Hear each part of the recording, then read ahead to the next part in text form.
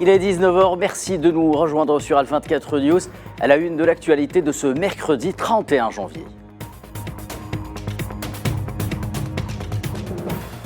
117e jour d'agression sioniste sur Gaza, hormis les civils.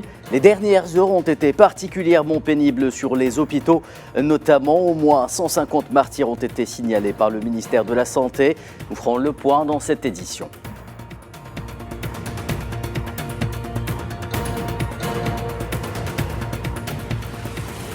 À l'initiative de l'Algérie, le Conseil de sécurité des Nations Unies vote une résolution pour l'extension de l'aide humanitaire à Gaza.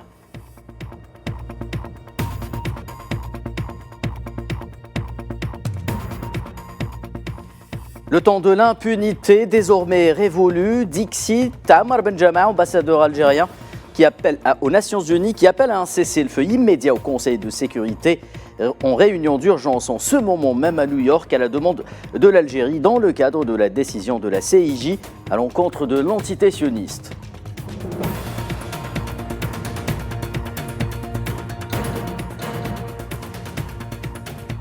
Et enfin, Alger et Tunis, la main dans la main, se fondent d'une feuille de route commune pour la promotion des zones frontalières.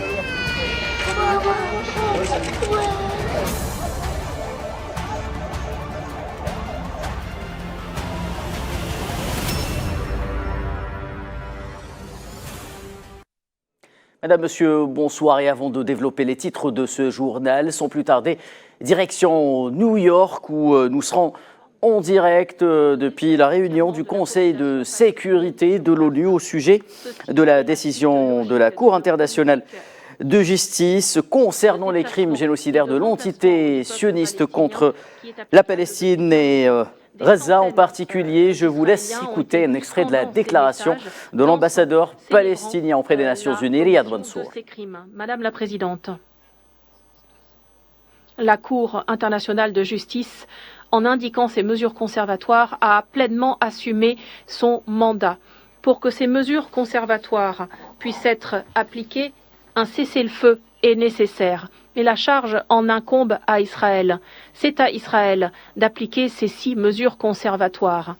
Mais ici, vous autres, à ce Conseil, n'assumez pas la responsabilité qui vous incombe, car il vous revient d'adopter une résolution qui appelle à un cessez-le-feu dans la bande de Gaza, ce qui permettrait l'application de ces mesures conservatoires. Quand allez-vous enfin agir dans le droit fil du mandat de Conseil de sécurité? Êtes-vous vraiment sérieux? Êtes-vous vraiment prêt à honorer ces mesures conservatoires, cette ordonnance de la Cour?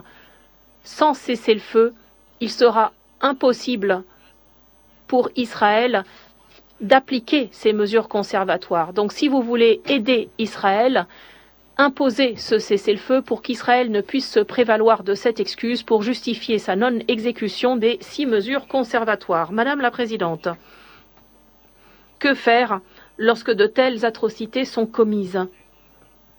Lorsqu'elles ne font pas uniquement uniquement partie intégrante des méthodes de guerre utilisées par la puissance occupante, mais qu'elles constituent sa première approche. Nous devons tout simplement les faire cesser. Depuis le premier jour, nous disons que ceci ne sera possible qu'avec un cessez-le-feu. C'est un message que nous martelons jour après jour. Cessez-le-feu, cessez-le-feu. Le secrétaire général n'a fait que répéter ce message. Cessez-le-feu, cessez-le-feu, cessez-le-feu. Monsieur Griffiths l'a dit lui aussi. Chaque agence des Nations Unies martèle le même message. Il est impossible de faire le nécessaire sans cessez-le-feu. Et pourtant, le Conseil de sécurité, après 115 jours... Le cessez-le-feu, donc, mot d'ordre au Conseil de sécurité des Nations Unies. Vous venez d'écouter en direct depuis New York un extrait de la déclaration de l'ambassadeur palestinien auprès des Nations Unies, Riyad Mansour, un sujet sur lequel nous reviendrons un peu plus tard dans cette édition. 117e jour d'agression sioniste sur Gaza, une agression génocidaire à bien des égards. Le bilan des victimes depuis le 7 octobre dernier, date du déclenchement de l'opération Déluge al-Aqsa, s'élève ce mercredi 31 janvier à près de 26 900 martyrs et 65 949 blessés. Selon la mise à jour quotidienne de ce bilan effectué par le ministère de la Santé à Gaza, pas moins de 150 martyrs et 313 blessés ont été enregistrés durant les dernières 24 heures dans 16 massacres commis par l'entité sioniste contre des civils et des familles palestiniennes.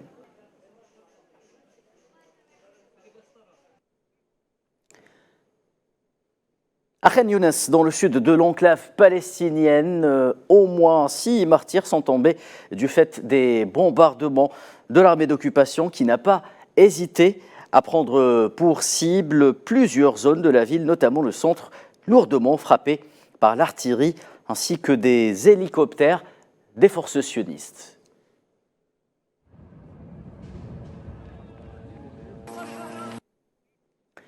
Et pas de répit pour les hôpitaux de Khan Younes, à commencer par le complexe médical Nasser, qui subit un siège depuis 10 jours consécutifs. L'occupation sioniste a également bombardé une maison près de cette structure médicale, faisant un certain nombre de martyrs et de blessés. Une Palestinienne est par ailleurs tombée en martyr et d'autres ont été blessés lors d'un raid de l'aviation sioniste qui a visé une maison à proximité de l'école Sheikh Jabari. Idem pour l'hôpital El Amal. La cour du bâtiment a été investie sous les menaces des armes, exigeant que les personnes déplacées évacuent le bâtiment en totale indifférence quant à la santé des malades et des blessés. Nous travaillons désormais dans un environnement qui est devenu inefficace pour le travail de santé, un environnement qui permet la propagation des infections parmi les patients. Comme nous le constatons, il existe une grave pénurie d'équipements, de médicaments et de personnel médical. Actuellement, la situation est insupportable, les mauvaises odeurs, les choses insupportables à la limite où ils jettent les ordures juste devant nos chambres maintenant. Il est devenu difficile d'entrer et de sortir de la pièce, sans parler des insectes et des vers qui pénètrent dans la pièce. Je ne sais plus comment nous vivons, c'est une vie très difficile. Les bombardements sionistes ont également ciblé le centre de la ville de Gaza. L'occupant sioniste a bombardé une maison dans le camp de Bouraïj, faisant un certain nombre de blessés transférés à l'hôpital Chouhada al-Aqsa. 3 autres Palestiniens ont été blessés lorsque les forces d'occupation sionistes ont tiré sur un groupe de citoyens à l'est du camp d'Al Bouraïj. L'aviation de l'occupation a par ailleurs lancé des raids aériens sur le camp de Nusayrat, sur la zone nord de la ville de Beit Lahia. Les forces d'occupation sionistes ont tiré des obus au hasard sur des maisons dans la région d'Al-Sinaa, à l'ouest de la ville de Gaza toujours.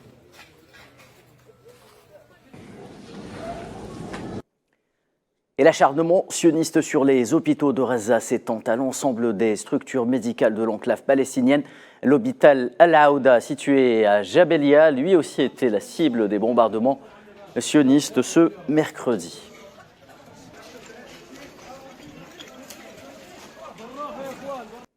Et c'est bien dans de pareilles conditions que le personnel médical des hôpitaux de Gaza prend et termine son service quotidiennement.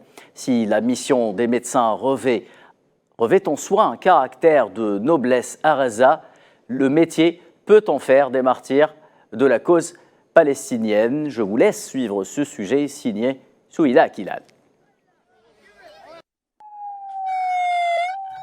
Des médecins sur tous les fronts, une course contre la montre pour sauver un maximum de vies. Alors que ces médecins urgentistes de l'hôpital Nasser se battent pour soigner les blessés dans des conditions déplorables, leurs collègues sillonnent les rues de Khan Younes depuis une semaine pour aller au plus près des victimes, prenant ainsi un réel risque, celui d'être la cible à tout moment des bombardements sionistes. Nous travaillons dans un environnement qui n'est plus adapté, un environnement qui permet la propagation des infections parmi les patients. Comme nous le voyons, il existe une grave pénurie d'équipements, de médicaments et de personnel. Nous avons miraculeusement quitté l'hôpital Nasser. Il nous reste 2 ambulances qui fonctionnent à l'intérieur et nous essayons de toutes nos forces de récupérer les morts et les blessés dans l'ensemble de Khan Younes, en particulier dans le district d'Al-Amal et d'Al-Mouaskar. À l'hôpital Nasser, pas moins de 400 patients y sont traités, alors que le nombre de médecins est très réduit, en plus de la grave pénurie de produits de base comme les bandes à gaz et les antibiotiques. Même constat dans les ambulances, les médecins et les secouristes n'ont pas le matériel nécessaire pour prodiguer les premiers soins aux nombreux blessés.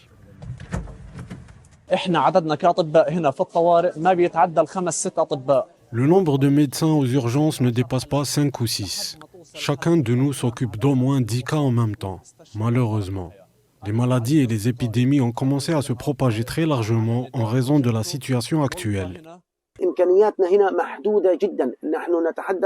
Nos ressources sont très limitées. Nous n'avons aucun stock de fournitures médicales. Nous n'avons que des ambulances. Nos entrepôts sont soit assiégés, soit fermés, soit incendiés. Nous ne pouvons donc pas réapprovisionner nos ambulances en équipement. Pour garantir un meilleur accès aux lignes de front, des hôpitaux de campagne ont été installés à Khan Younes, car au milieu de la destruction et des bombardements qui font rage, l'accès aux soins est désormais difficile pour les victimes. Cet hôpital de campagne a été créé après le siège des hôpitaux, notamment l'hôpital Nasser et l'hôpital Al-Amal. Nous traitons les cas dans des conditions très critiques. Les bombardements sont quotidiens, ciblant l'hôpital de campagne plus qu'une fois.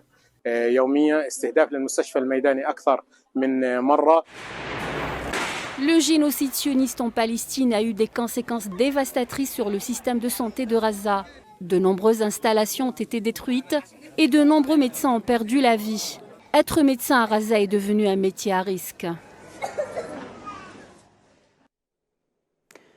Je vous en parlais tantôt en titre et lors de l'ouverture de ce journal, les travaux de la réunion d'urgence du Conseil de sécurité à la demande de l'Algérie ont débuté donc ce mercredi à New York afin de débattre de la décision de la Cour internationale de justice concernant les mesures conservatoires imposées à l'entité sioniste pour ses agressions barbares contre le peuple palestinien dans la bande de Gaza. Cette réunion s'inscrit dans le cadre de la mise en œuvre des hautes instructions du président algérien Abdelmejid Tebboune et des efforts incessants de l'Algérie pour défendre la cause palestinienne, notamment au sein du Conseil de sécurité.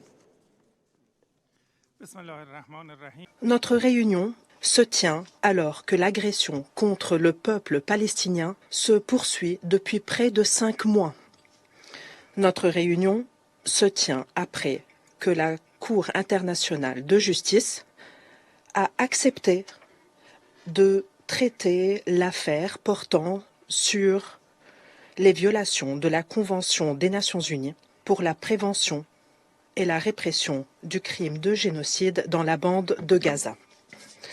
Cette décision historique de la Cour réaffirme que le temps de l'impunité est révolu à jamais. Les Nations Unies et la communauté internationale se sont engagés à ce qu'aucun criminel n'échappe aux sanctions et à la reddition de comptes.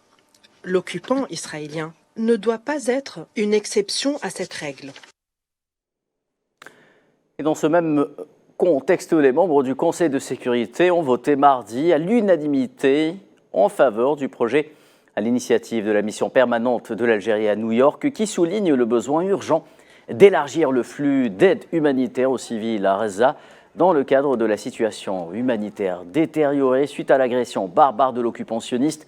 Le vote à l'unanimité par les membres du Conseil de sécurité intervient dans le cadre des démarches permanentes et continues, rappelons-le, de l'Algérie en vue de mobiliser le soutien à la cause palestinienne et son application, je le rappelle, des instructions du président algérien Abdelmejid Tebboune.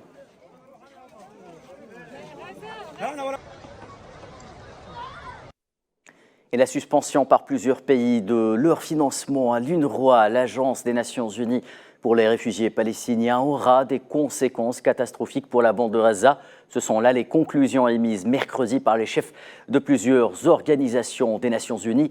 Mardi, la coordinatrice humanitaire de l'ONU à Gaza, Sigrid Kaag, avait déclaré que nul ne peut se substituer à la mission de l'UNRWA.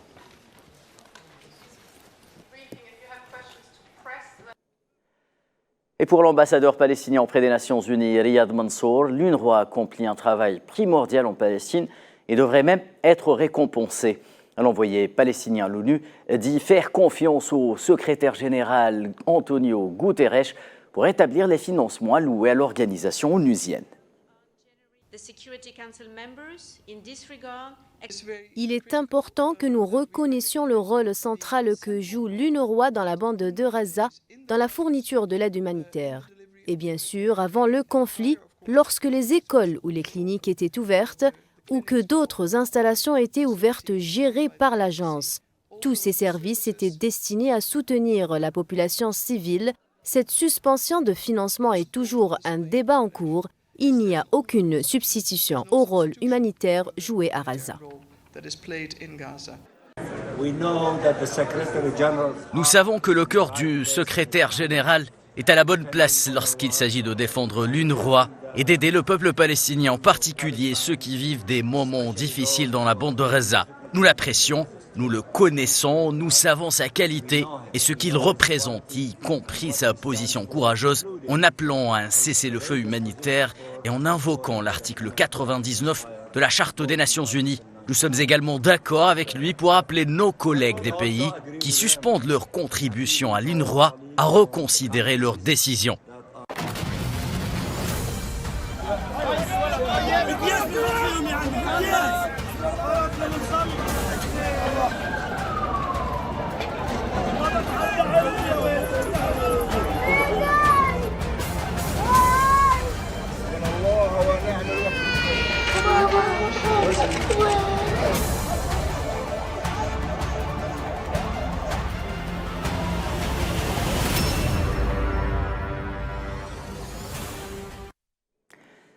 Dans l'actualité régionale, le ministre de l'Intérieur algérien Brahim Merad a affirmé mardi que la feuille de route sanctionnant les travaux de la première session de la commission bilatérale pour le développement et la promotion des régions frontalières algéro-tunisiennes était au cœur des priorités de leur coprésident. La clôture des travaux avec son homologue tunisien Kamal Faqih, le ministre de l'Intérieur s'est dit satisfait des résultats de cette session qui s'est soldée par l'adoption d'une feuille de route au contour bien définie qui renferme de véritables projets placés au cœur des priorités de l'heure.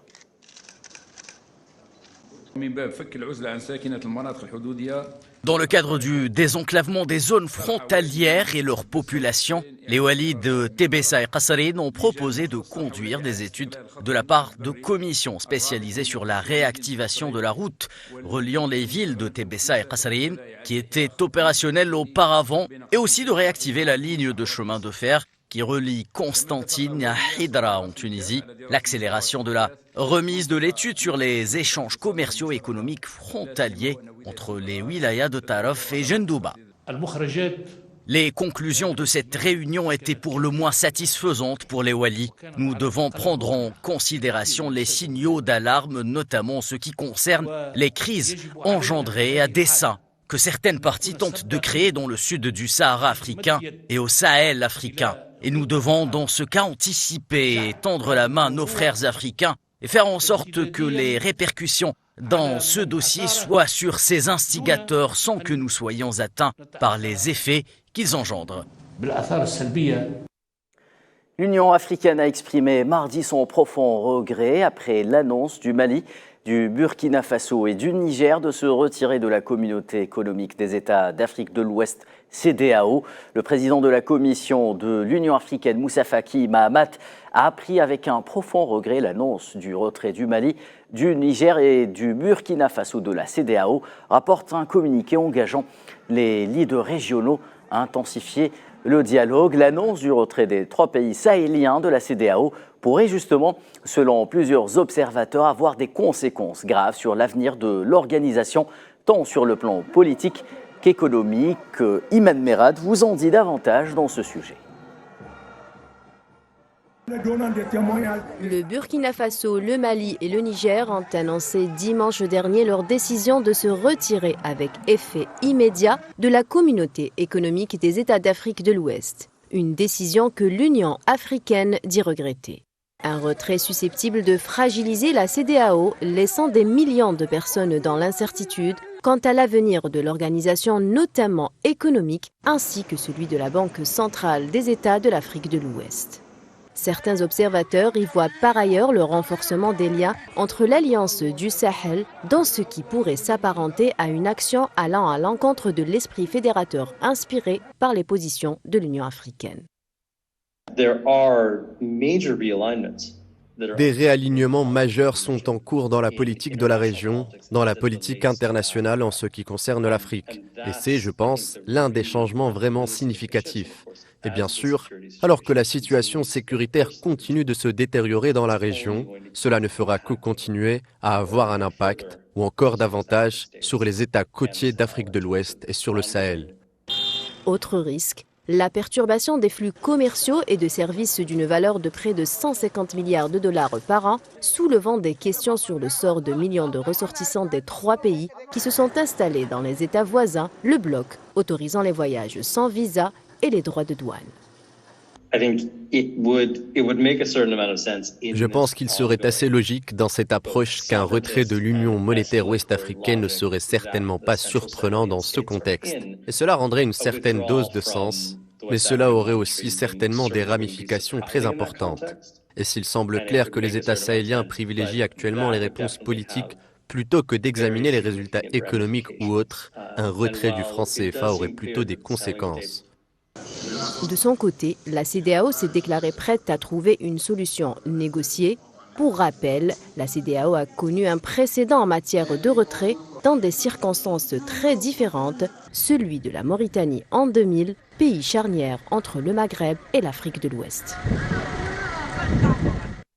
Allez, direction l'Europe, où la gronde des agriculteurs prend des proportions plutôt graves, car elle ne cesse de s'étendre à d'autres pays clés en matière de production agricole, à l'image de l'Espagne ou de l'Italie. La politique commune européenne et les financements de la PAC sont en ligne de mire des agriculteurs qui multiplient les manifestations et les blocages. Safouane Ben Sabri. Alors qu'en France, la colère des agriculteurs ne s'apaise pas, ces derniers bloquent plusieurs axes d'approvisionnement de la capitale. Le mécontentement s'est répandu à plusieurs pays de l'Europe des 27. Les agriculteurs allemands, polonais, espagnols et belges sont venus grossir les rangs du mouvement contestataire, au point d'alerter Bruxelles, qui devra apporter des réponses à la gronde. La Commission estime qu'en prenant des mesures stabilisatrices, nous pouvons contribuer à atténuer la pression que ressentent nos agriculteurs afin de garantir qu'ils puissent rester économiquement viables en ces temps de grandes incertitudes. Les agriculteurs européens dénoncent depuis le début de leur mouvement une politique européenne trop généreuse avec les pays extra-européens et l'Ukraine. Le Mercosur est dénoncé en raison des droits de douane trop bas pour permettre à la production européenne d'être concurrente. Plusieurs pays européens sont désormais opposés à la finalisation de l'accord Union européenne-Mercosur, dont la France, l'Allemagne, l'Italie et les Pays-Bas, poids lourds de l'agriculture européenne. Autre point de discorde, la politique agricole commune, la PAC, premier budget européen, qui accuse une baisse de 90 milliards d'euros si on prend en compte l'inflation. Pour l'heure, l'Union européenne n'a pas encore remodelé sa politique agricole commune et attend de renégocier l'accord avec le Mercosur. Un mot de football avant de refermer cette édition et le tableau des quarts de finale de la Coupe d'Afrique des Nations 2023 en Côte d'Ivoire qui se dessine enfin après la qualification de l'Afrique du Sud et du Mali en 8e de finale hier. Les Bafana ont disposé facilement de la sélection marocaine sur le score de 2-0, tandis que le Mali a battu le Burkina Faso sur le score de 2-1. Les rencontres des quarts de finale débuteront vendredi avec un alléchant Nigeria-Angola et République démocratique du Congo qui affrontera la Guinée.